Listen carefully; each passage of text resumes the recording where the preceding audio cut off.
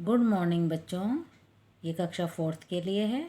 पाठ 14 हमारा वनस्पति जगत। ये मैंने लास्ट वीडियो भेजी थी, उसमें मैंने आपको ये पाठ पढ़ाया था, कठिन शब्द करवाए थे। अब इसके आगे की एक्सरसाइज करवा रहे हैं। अभ्यास बताइए। प्रश्न 1, लताएं किसका सहारा लेकर ऊपर तक जाती हैं? उत्तर, लताएं वृक्षों के तनों और शाखाओं का सहारा लेकर ऊपर तक जाती हैं। प्रश्न 2, शकरा बनाने के लिए पत्तियों को किसकी आवश्यकता होती है?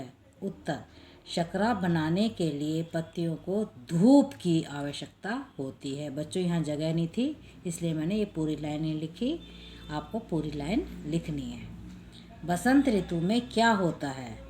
उत्तर, बसंत ऋतु में वृक्षों में कोमल किसलय और फूल निकलते हैं। उत्तर लिखिए। प्रश्न 1, प्रकृति मनमोहिनी है कैसे? उत्तर, प्रकृति मनमोहिनी है। प्रकृति कहीं ऊंचे वृक्षों से तो कहीं कोमल लताओं से, कहीं कंटीली झाड़ियों से, कहीं मखमली घास से अपना श्रृंगार करती है। प्रश्न 2, पेड़ पौधों को जड़ कहा जाता है क्यों?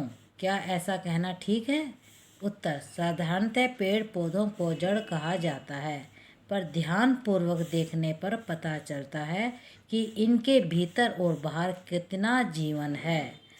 पेड़ पौधों को जड़ कहना उचित नहीं है। प्रश्न 3, तितलियां और मधुमक्खियां पौधों का क्या महत्वपूर्ण कार्य कर देती हैं? वह कौन सा काम है? उत्तर, तितलियां फूलों का रस चूसती हैं और मधुमक्खियां मधु बनाने के लिए रस लेकर उड़ जाती हैं। इससे नन्हे जीवों को भोजन मिल जाता है। वहीं पौधों का एक महत्वपूर्ण कार्य कर देती हैं। इस क्रिया से फूलों का पराग बिखर कर उनके मादा भाग तक पहुंचता है और पेड़ पौधों की वंश वृद्धि होती है। प्रश्न 4, शकरा बनाने के लिए प्रकृति ने बड़ा सुंदर प्रबंध कर रखा है। यह प्रबंध क्या है? शकरा बनाने के लिए प्रकृति ने बड़ा सुंदर प्रबंध कर रखा है। शकरा बनाने के लिए पत्तियों को धूप की आवश्यकता होती है। घने से घने वृक्षों में धूप मिलने का प्रबंध प्रकृति ने कर दिया है। प्रश्न 5, शीशम के बारे में कैसा बताया जा सकता है कि वह कितना पुराना है? उत्तर, शीशम के किसी कटे हुए बोटे को देखें तो हमें उसकी लकड़ी में अनेक घेरे दिखाई देंगे। घेरों को गिनकर हम शीशम के बारे में बता सकते हैं कि वह कितना पुराना है। प्रश्न 6, जड़ें विचित्र रंग रूप की होती हैं कैसे? जड़ें क्या काम करती हैं? उत्तर, जड़ें विचित्र रंग रूप की होती हैं। कोई मोटी, कोई पतली, कोई मूसला तो कोई झकड़ा। पृथ्वी से खाद्य पदार्थ लेने का काम जड़ें ही करती हैं। बहुत सी जड़ें तो हमारा भोजन भी हैं। बताइए क्या करती हैं? अब ये बताना है। तितली दिखाई गई है, तितली क्या करती है? इधर दिखाया गया है मधुमक्खी। मधुमक्खी क्या करती है? तितलियां फूलों पर बैठकर उसका रस चूसने लग जाती हैं। तितलियां तो ये करती हैं। और मधुमक्खियां फूलों पर मंडराकर बैठ जाती हैं और मधु बनाने के लिए रस लेकर उड़ जाती हैं। अब है बहुविकल्पी प्रश्न। निम्नलिखित गद्यांश को पढ़कर पूछे गए प्रश्नों के उत्तर के सही विकल्प पर सही का चिन्ह लगाइए। बीजों से पेड़ पौधों की वंश वृद्धि होती है। यदि किसी पेड़ के सब बीज एक ही स्थान पर गिर जाएं और बिखरे नहीं तो वंश वृद्धि में बाधा पड़ती है। प्रकृति ने इसका भी अच्छा प्रबंध कर रखा है। मीठे मीठे फलों को मनुष्य और पशु पक्षी खाकर उनकी गुठलियों को दूर दूर फेंक देते हैं। कई बीज कांटेदार होते हैं जो मनुष्यों के कपड़ों और पशुओं के शरीर में उलझकर दूर दूर तक चले जाते हैं। अब है पौधों में वंश वृद्धि किससे होती है? ये 4 ऑप्शन दिए गए हैं। नंबर 1 बीजों से, नंबर 2 है फलों से, नंबर 3 है पत्तों से, नंबर 4 है तने से। तो उत्तर किस पे आएगा? बीजों से। इसके ऊपर राइट लगा दिया। दूसरा है वंश वृद्धि में बाधा किससे आती है? ऑप्शन दे रखे हैं, बीजों के एक स्थान पर गिरने से, दूसरा है बीजों के न बिखरने से, तीसरा है उपर्युक्त दोनों कारणों से, चौथा है वृक्षों के न होने से। उत्तर आएगा इसका ऑप्शन क्या है, उपर्युक्त दोनों कारणों से। इसके ऊपर राइट लगा दिया। तीसरा है बीज किस उपाय से दूर दूर तक फैल जाते हैं।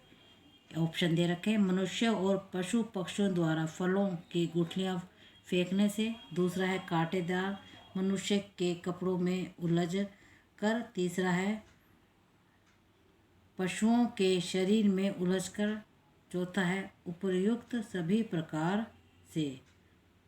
अब किस पे आएगा, उपर्युक्त सभी प्रकारों से। इसके ऊपर हमने राइट लगा दिया है। चौथा है मीठे फल में मीठे क्या है।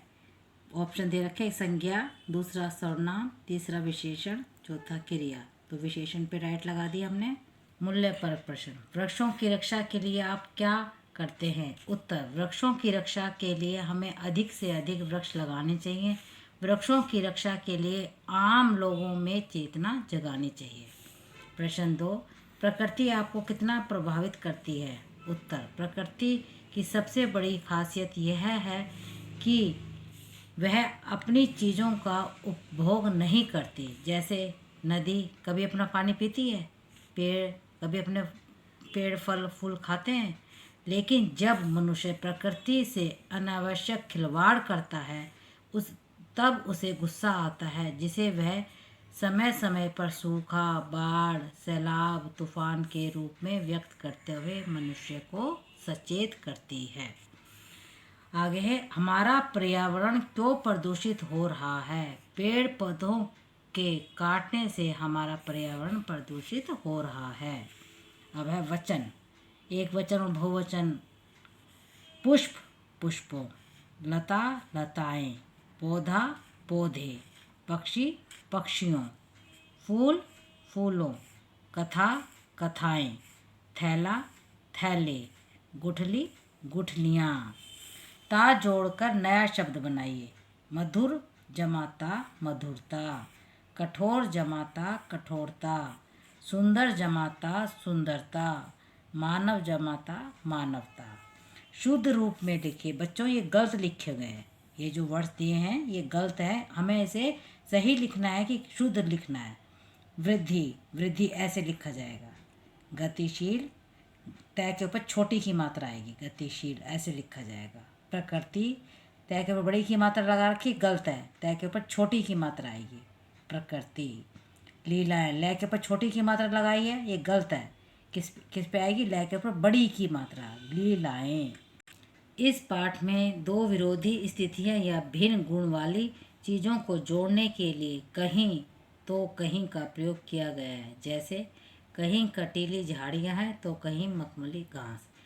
ऐसे ही 4 वाक्य स्वयं बनाकर लिखिए। देखो, कहीं बाढ़ आती है तो कहीं सूखा पड़ता है। दूसरा है, कहीं भूमि उपजाऊ है तो कहीं बंजर, कहीं धूप है तो कहीं छाँव, कहीं दिन है तो कहीं रात। अब है ऐसे ही 4 उदाहरण छाट कर लिखने हैं। कैसे, कोमल लताएं, इनमें कोमल क्या है, गुणवाचक विशेषण, लताएं क्या है, विशेष्य। ऐसे ही 4 उदाहरण छाट कर लिखने हैं। कटीली झाड़ियाँ, कटीली क्या है ये बताइए, विशेषण, और झाड़ियाँ क्या है, विशेष्य, क्योंकि झाड़ियों की विशेषता बताएगी, झाड़ियाँ कैसी हैं, कटीली। मखमली घास, मखमली क्या है, विशेषण, और घास क्या है, विशेष्य। रंग बिरंगी तितलियाँ, रंग बिरंगी क्या है, तितलियाँ, तितलियाँ क्या है, विशेष्य, और विशेषण रंग बिरंगी। मीठे फल, मीठे विशेषण, फल विशेष्य। एक शब्द अर्थ अनेक। पौधों की जड़ जमीन के नीचे होती है, वह जड़ बुद्धि बालक है। पहले वाक्य में जड़ का मतलब है पौधे का एक अंग, दूसरे वाक्य में जड़ का मतलब है मूर्ख से है। ऐसे ही दो अर्थ वाले शब्द, अर्थ वाले 3 शब्द नीचे दिए जा रहे हैं, उनका वाक्यों में प्रयोग कर अंतर स्पष्ट कीजिए। देखो बच्चों, कर, कर का मतलब हाथ होता है। कर कर टैक्स को भी कहते हैं। तो हम हाथ का कर मतलब हाथ है ना, इसका हमने वाक्य बनाया है, इस विद्यालय का उद्घाटन मुख्यमंत्री के कर कमलों द्वारा किया गया। कर मतलब हाथ। अब है मैंने आयकर जमा करा दिया है। इस कर का मतलब क्या है? टैक्स। अंक मतलब गोद, अंक मतलब संख्या भी होता है। गोद का बनाया है अंक। माँ ने बच्चे को अंक में ले लिया। अंक मतलब गोद में ले लिया। अंक संख्या, तुम्हारे हिंदी में कितने अंक आए? यहाँ क्वेश्चन मार्क आएगा। भेंट मुलाकात, भेंट उपहार को भी कहते हैं। रास्ते में मेरी भेंट मेरे एक मित्र से हुई। मैंने अपने मित्र को जन्मदिन पर भेंट दी। अब पौधे सुंदर फूलों से सज जाते हैं। पौधे और फूलों दोनों को ही हम संज्ञा कहते हैं। ऐसे 5 संज्ञा शब्द पाठ में से छांट कर लिखिए। वृक्ष, झाड़ियाँ, मधुमक्खियाँ, लताएं, तितली। वृक्षों के नाम लिखने हैं। पीपल का वृक्ष, बरगद, शीशम, नीम, अशोक। फूलों के नाम लिखने हैं। 5 फूलों के नाम, गुलाब, गेंदा, चमेली, कमल, सूरजमुखी। बच्चों, ये पाठ पूरा हो गया है। आपको ये याद करना है और अपने बुक के अंदर साफ साफ इसे काम लिखना है, पूरा करना है, ये कोई अधूरा नहीं करेगा।